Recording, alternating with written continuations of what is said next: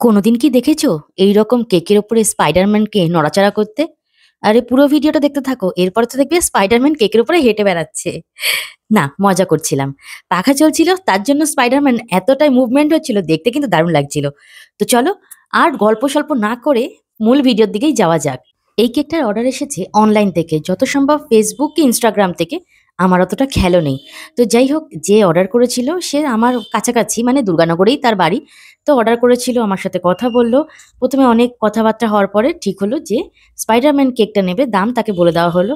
আর ওই একই ব্যাপার, আমাকে যখন ফটো পাঠিয়েছিল একটু ডিপ কালারের ছিল। আর সেটা আমি তাকেও বারণ করে দিয়েছিলাম যে না, তুমি যদি নিতে চাও আমাকে একটু বলো যে আমি এটা লাইট কালারের উপর করে দিচ্ছি। ডিপ কালারটা নিলে যার জন্যই নিচ্ছ তারও ক্ষতি, তোমাদেরও ক্ষতি। তো সে একবারেই রাজি হয়ে গেছে, কোনো অসুবিধা হয়নি সেখানে। আর তাকে বারবার বোঝাতেও হয়নি। অনেককে বারবার বোঝাতে হয় যে না, এই কালার খেলে এই হতে পারে, তেতো লাগতে পারে, বেশি ডিপ কালার খেলে শরীরের জন্য ক্ষতি। যাই হোক, যে বোঝার সে একবারেই বুঝে গেছে। তো যথারীতি তার অর্ডার ছিল হচ্ছে এরকম ১ পাউন্ডের কেক।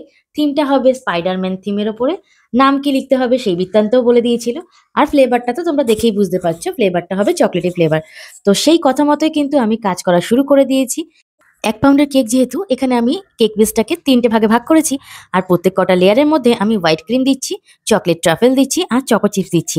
এইভাবেই পুরো কেকটাকে আমি রেডি করেছি। আচ্ছা, তোমাদের কাছে আমি একটা প্রশ্ন রয়েছে। তোমরা অনেকেই আমাকে যখন কেকের অর্ডার করো, অনেক ডিপ, ডিপ কালারের কেকের অর্ডার করো। বিশ্বাস করো, আমার কিন্তু সেই ডিপ কালারের কেকগুলো বানাতে ইচ্ছা করে না। আমি জানি না, অনেকেই হয়তো অর্ডার নেয়, অনেকেই বানায়।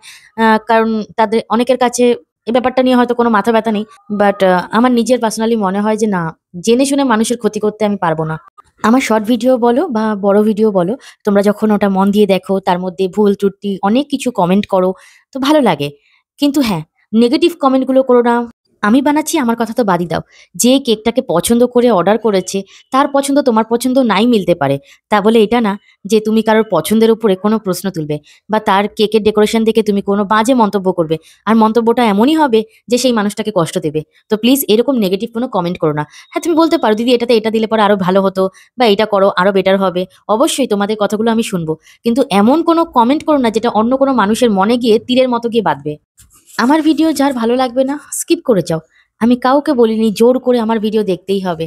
আর যার মনে হবে কিছু শিখতে চাইছো, আমার ভিডিও থেকে কোনো কিছু একটু হলেও উপকৃত হতে পারছো, অবশ্যই দেখো। আমি আমার নাম্বারটা শেয়ার করেছি সোশ্যাল মিডিয়াতে বিজনেস পারপাসে। তো সেই নাম্বারটাতে অনেকেই এসএমএস করে, অনেকেই কিন্তু আমাকে অনেক রকম প্রশ্ন জিজ্ঞাসা করে।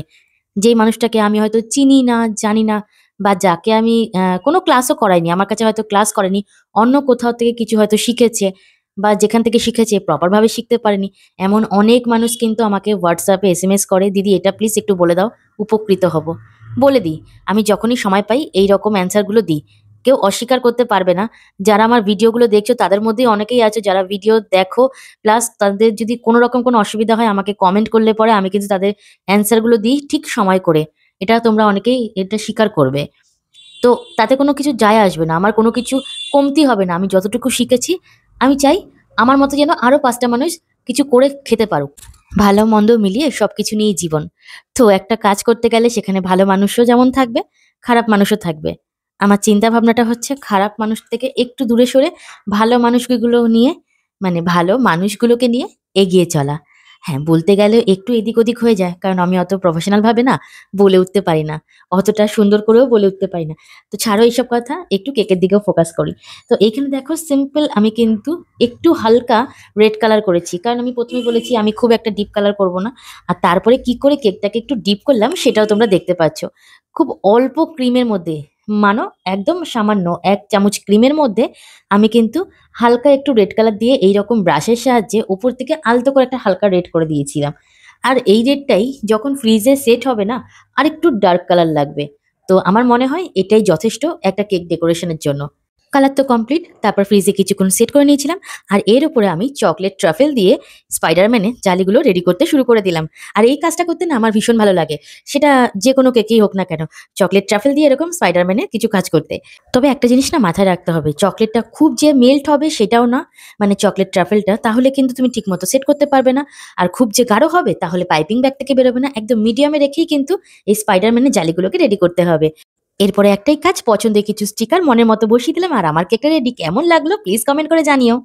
ভালো লাগলে অবশ্যই পেজটাকে ফলো করে পাশে থেকো। ভালো থেকো। হর হর মহাদেব।